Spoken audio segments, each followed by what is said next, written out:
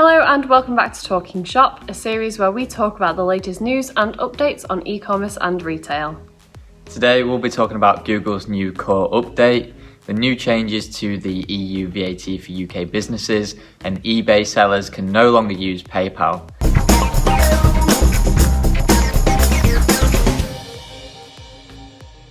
Google is releasing their new core update in 2 releases across June and July.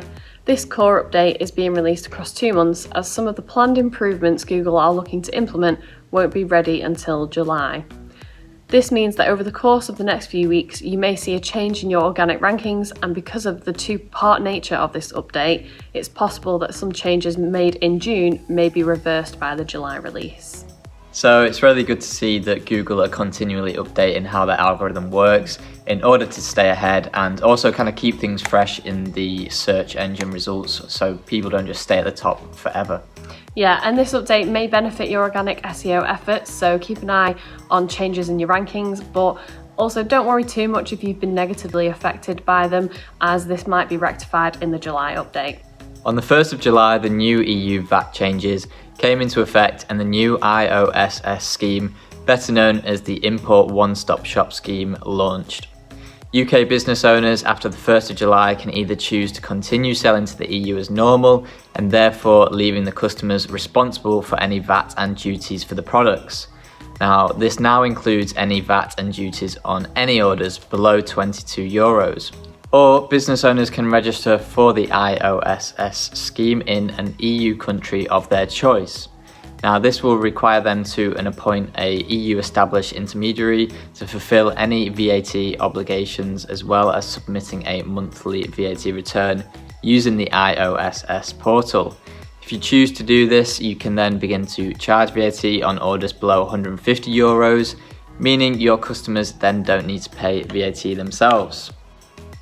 So whilst this process can seem a bit complicated, it's always best to speak to a financial advisor who can let you know the best option for your business. Also on July the 7th at 12 p.m, we have Jonathan Main from More & Smalley, who's going to be speaking about this topic. So you can join us across our Facebook, YouTube, LinkedIn, and find out more about this then. Under eBay's new terms, they are now paying sellers directly rather than through PayPal. eBay have stated that their new managed payment system will make things simpler and more convenient going forward. This is a compulsory change from eBay, who do have the power to limit or remove listings from sellers who refuse to use it. The change also comes with a small increase in eBay fees at 12.8% of the final amount including delivery, plus 30p in the UK.